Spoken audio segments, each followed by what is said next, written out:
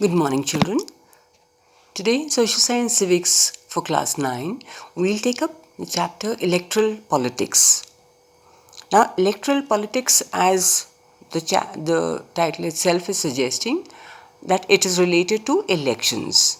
We are all aware of the fact that we have elections in our country every 5 years. It is so at a regular interval of 5 years, elections are held. But we also need to understand that what is the need? Why do we need to hold these elections, and that too at a regular interval of 5 years? So first of all, we'll discuss some of the reasons that, of course, elections are. It is needed. We need elections because most of the democracies in the world, it is a rule of people through representatives. So it is the representatives who are chosen or elected, and they form the government, and then they rule the country. So number one, they solve problems of people. That is, they solve problems of people based on their education, knowledge, or experience.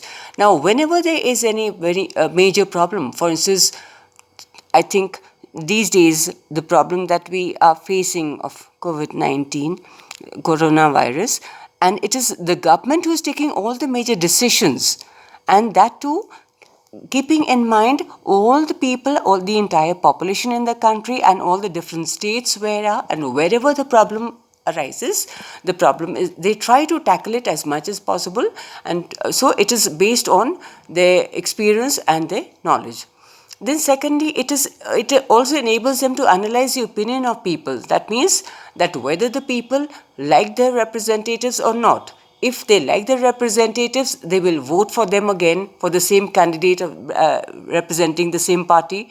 Otherwise, they may change their opinion. So it is the people, the opinion of the people that matters the most. Thirdly, they ensure that representatives rule according to the wishes and needs of the people. Like we say, nowadays every day, all the officials are busy, from the Prime Minister to all the cabinet ministers and all various people working in order to deal with this crisis that we are facing in our country. And so according to the needs of the people, according to the requirements of the people and the wishes of the people, it ensures that the representatives take charge of all the problems and difficulties and try to resolve the problems as and when they arise. So in an election, when elections are held, of course, so voters, they make many, there's a choice. That means it is a choice given to the people, that the voter has a choice that who will form the government and who will take the major decisions and form different policies. From time to time, we all know important and major decisions are there. So it is all that is based on that it is the government responsible for that, and the government tries to resolve the problems of the people, and all other policies that they frame from time to time, all that is done by the government. Now, we also need to understand that what are the conditions that are required to have this election democratic? How can we make it democratic?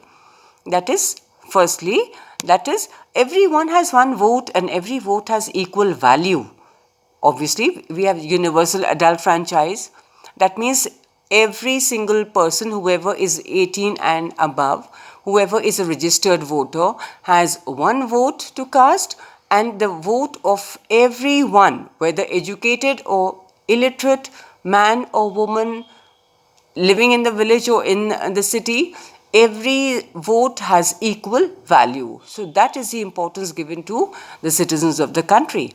Then political parties and candidates are free to contest. That is, that whoever wishes to contest, sometimes not only political parties, we have independent candidates also. So political parties are there, different candidates are there, and there is freedom given to them to contest in the election. So in this way, vast choices given to the voters, so they are able to give their vote according to their own wish. Nobody can compel them, nobody can force them to do so. Then another major feature is that elections are held at regular interval. In our country, we have elections after every 5 years. So this is what we call as general elections. So elections are held at regular intervals, and it is the people's opinion matters the most. It is very important because they are the ones who elect their representatives who then form the government and take all the major decisions, take all the important decisions as such. And elections are conducted in a free and fair manner. That means there should be, one can say that no corruption should be there in a free manner. That means that whoever wishes to contest, of course, and that there will be all equal opportunities are given to everybody, and there will be no malpractices or dirty tricks to be played by any of those candidates. Further on, we move on now to the fact that elections, as we know, or we are aware as, is actually a political competition.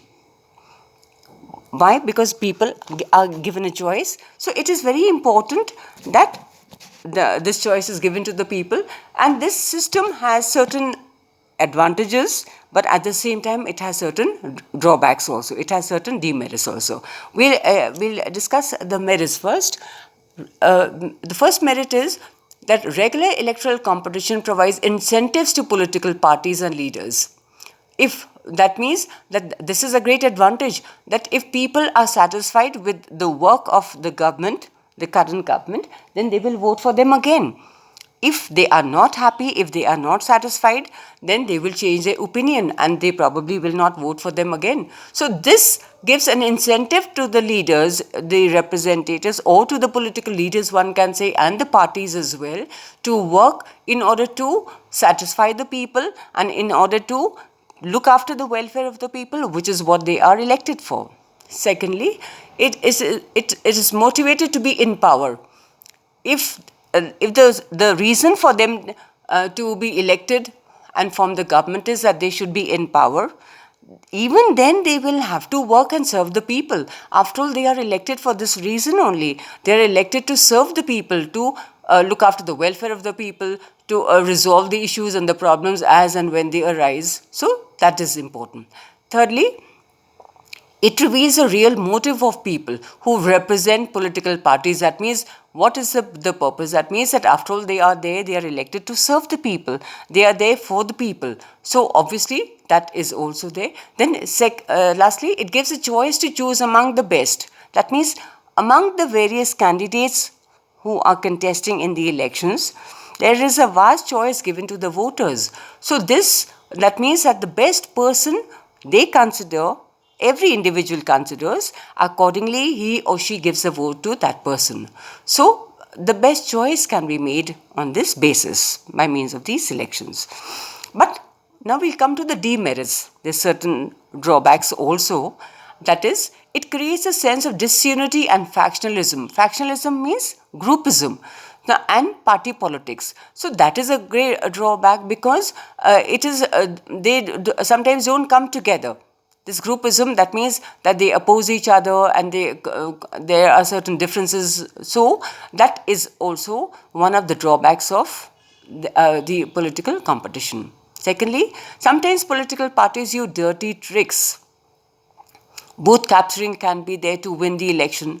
So this is what they should not be doing, they ought not to be doing, but even then some of them do indulge in some way or the other. So that is there. Then thirdly, it does not allow them to form long-term useful policies because their objective is to remain in power.